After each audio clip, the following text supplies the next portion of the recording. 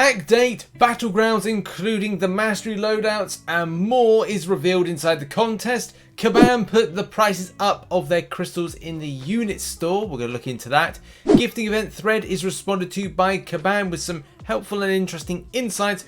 We have some more bugs to go over, but as well, Coss does an Agatha Harkness and much more. Yes, hello everybody, welcome back to the Marvel Contest of Champions news show for Wednesday. And do bear in mind, I'm the only Marvel Contest of Champions YouTuber out there that's reminding you, do not look directly into Kabam Mike's eyes, and as well don't allow him to point at you because he will steal all your units and give you 6-star Iron Mans for the entirety of your time that you play this game.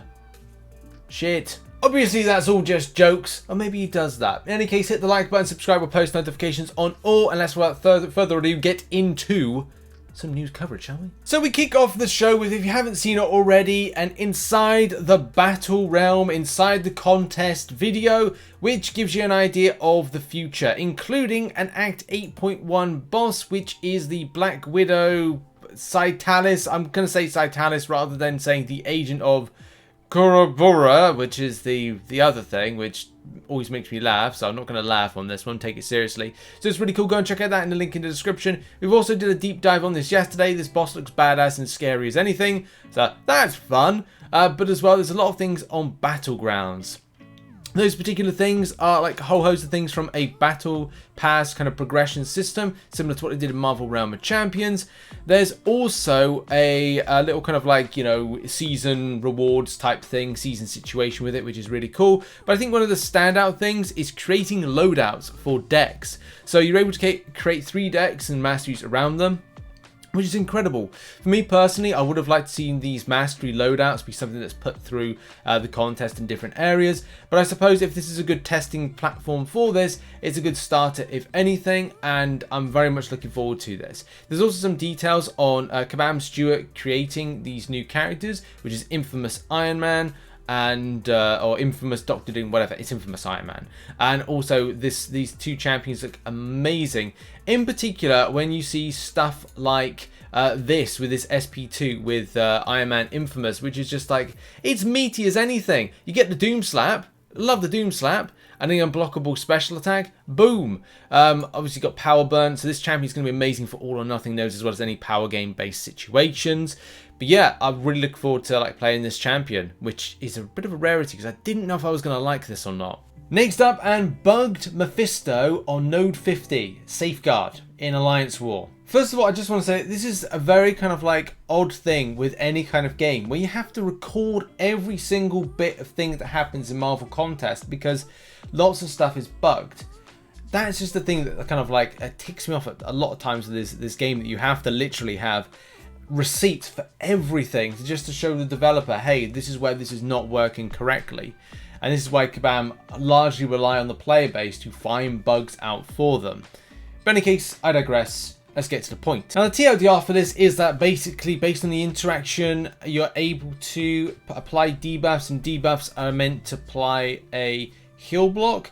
In most cases it was applying, but then it just would not apply with some of the debuffs. So it looks like it's a very kind of inconsistent interaction for whatever reason with the nodes. Again, further TLDR, this is that basically around 2.5 minutes into the video, the node bugs out, I assume after Mephisto's regen phase at 30%, and then Sick and Tired Tactics stops working for 3 debuffs. It instead requires 3 unique debuffs to work, which is a massive bug for the tactic as it destroys every Sick and Tired champ.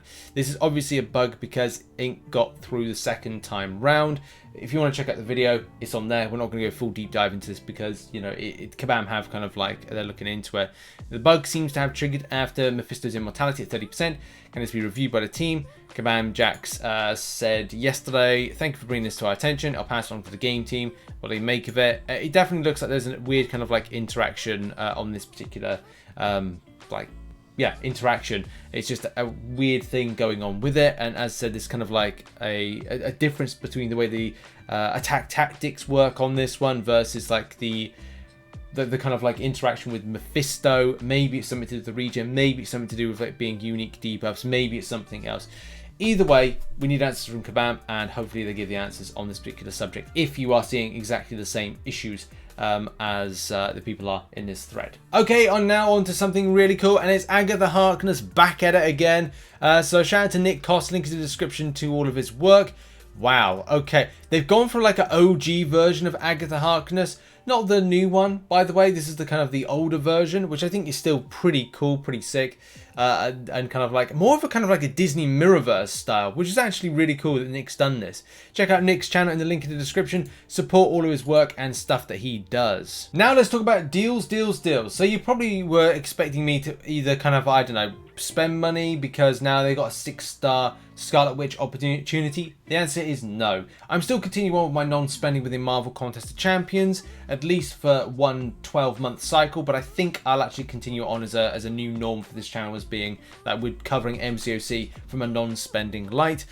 But in any case, that's not the point of this particular thing with the deals. Also, I think that the Scarlet Witch 6-star will be within the kind of like upcoming featured for I think no, I want to guess and say November featured 6-star. I reckon it's going to be in that one or at some point in the future. In any case, we got move away from that. But the thing of focus today is the Cavalier Nexus Back to School pack. Why? What's so important, or what's so interesting about this? And it's the cost. So as I said, the cost there for me is £8.99 UK, and other countries it definitely differs on that pricing scheme. The big thing that was mentioned about this was the cost has increased. As players were saying here, like this one particular player says, the cost is $7 Canadian dollars, but it cost 14 Canadian dollars. So that's the cost now. It costs 14 Canadian dollars. It's like double the price. And in the UK, it was like £4.49, and now it's up to £8.99 for it. So yeah, like a lot of us were thinking, oh, this must be an error, but it wasn't. It very quickly we kind of learned that it was not the case. And some of these bundles, which had been, you know, £4.49, half the price of it normally, it's now, you kind of think, if you're Paragon as well, you kind of think Paragon, like, okay, well, shouldn't it stay at like a lower price or something? No, it's for everybody. Where Cavalier going up to Paragon, it's all the same. In any case, big load of people, obviously people that are interested in spending in Marvel contests. So I mean, it's just not me anymore to kind of like drop a load of money on this game, especially because a lot of work still needs to be done, and we still haven't really got over the input issues of last year. There's a lot more needs to be done with the game. So in any case, maybe I'll spend in the future, but for the time being, non-spending is what I'll stay. However, what has Kabam got to say about this? And Kabam Jack says, hey everyone, just taking a moment to address this. There isn't anything fishy afoot here. Okay.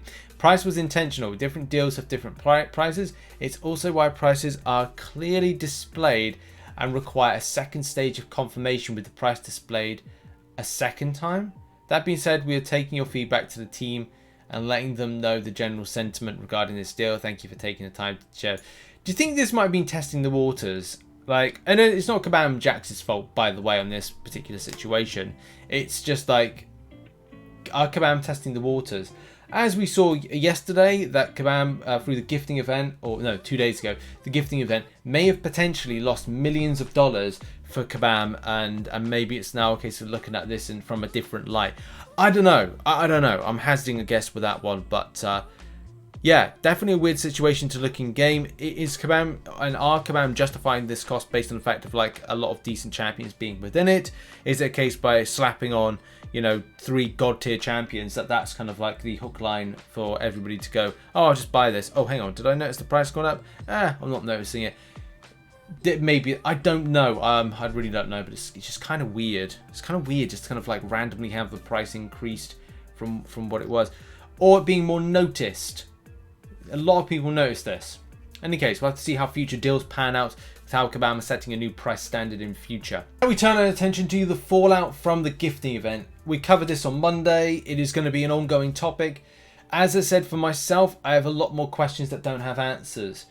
What is the replacement for all those lovely rewards you're able to accumulate from going and grinding out like a rank-based system, and you know, the way that like a lot of free-to-play players would save up a lot of units to try and be competitive as much as possible to grab some decent rewards from the rank of Alliance and Solo, and where all those rewards that you could get kind of like accumulated in a different direction. If you have 12,000 units as a free-to-play player, are you going to be able to get something good or equally good to what you got last year in 2021 gifting event? So were you able to pick up, I don't know, a 5-star Thanos, or, you know, a rank 3 gem, a 6-star rank 3 gem? And as well, like, the second point to that is like great gifting crystals. What is the equivalent? Yes, there's the same caliber crystal, but where will it be? Will it be a case that you go to your crystal tab right here and it'll say grab for 300 units, a festive crystal, which is right at the top there? That's going to be the other thing as well. So still more questions with the event that I'm hoping will be answered in the future. There are some answers to some questions right here, like why tell us sooner? Why not tell us sooner? How are we supposed to get the trophy champions now? What consumables can we gift? So Kabam Jack's response back to this saying, we've seen the criticism stating that this should have been mentioned immediately after the last gifting event concluded. Ultimately, until very recently, we weren't sure that this year's holiday event would look like. With the amount of fraudulent activity, we weren't able to analyze the full impact until months into 2022. I know there were internal conversations about ways to provide an adjusted gifting event, but every avenue in the game team explored led to more problems, mainly with like money earning elements.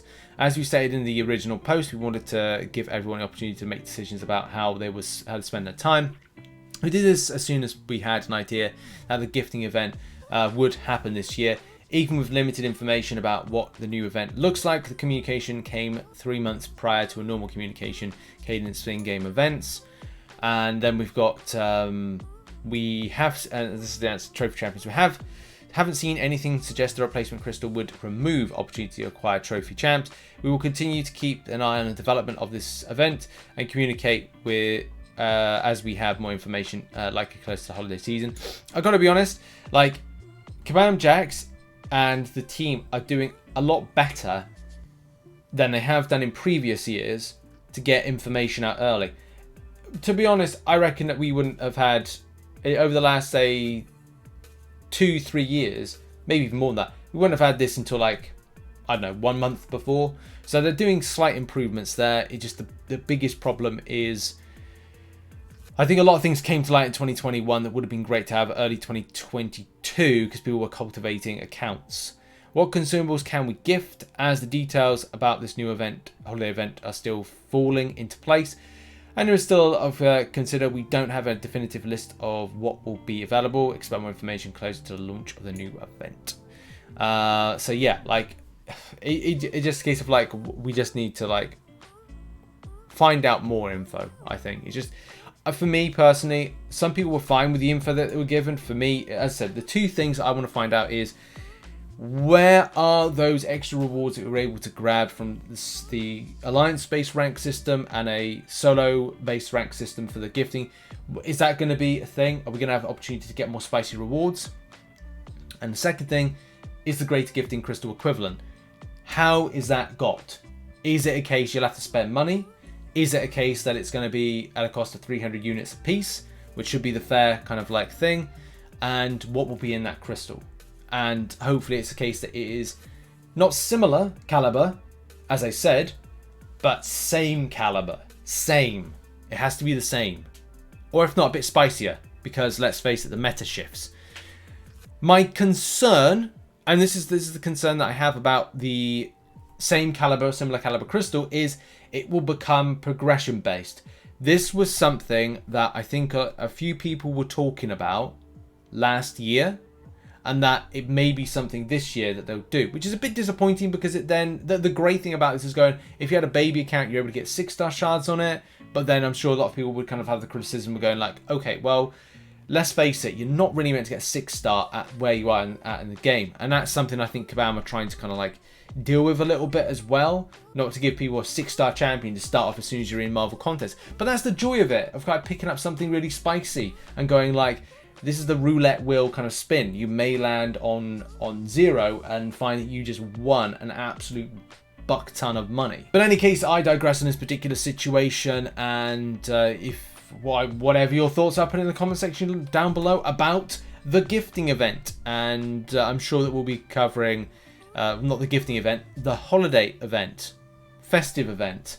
So, yes, things are a-changing. And we turn our attention to champions in the featured and the basic. It is arena predictions time. Human Torch is your featured and She-Hulk is your basic. Let's do some predictions. Based off some previous results that I've seen, like the Void Arena that went recently for the basic, comparing as well the Human Torch Arena to other type of champions that are similar in popularity, I'm going with the following. 6-star Human Torch, 90 mil. I do think it's either going to be a difficult push to 100 mil or it's going to be lower than that and around about 80. The thing is, the champion's usable, but I don't see it going as high as what Dr. Doom recently went as 127 mil, but it did do a 90 mil kind of equivalent, so I'm going with that one for that reason. Human Torch is a 5-star, 35 mil seems a bit excessive, so maybe 30 mil might be enough, but better to be safe than sorry. And the basic, which is She-Hulk, I do think people might be interested in going out for this arena, but again, I'm comparing that 45 mil kind of prediction to arenas and popularity around champions. So it could be a case it goes 45 mil plus to 50 or goes down to about 40 mil, but I'm kind of going with there. And She-Hulk is a 5-star, I'm going with 12 mil, you know, an easy kind of like champion to get a 5-star. I am interested in getting the 6-star version of She-Hulk. I just don't know if I've got the time this weekend to do 45 mil, but oh, good luck to anybody that might be attempting it. And those have been the predictions. And we end by saying thank you very much to everybody that supports the channel as a YouTube member and as a Patreon. You're on screen right now. Thank you very much for giving the love and support on the channel through some very tough times.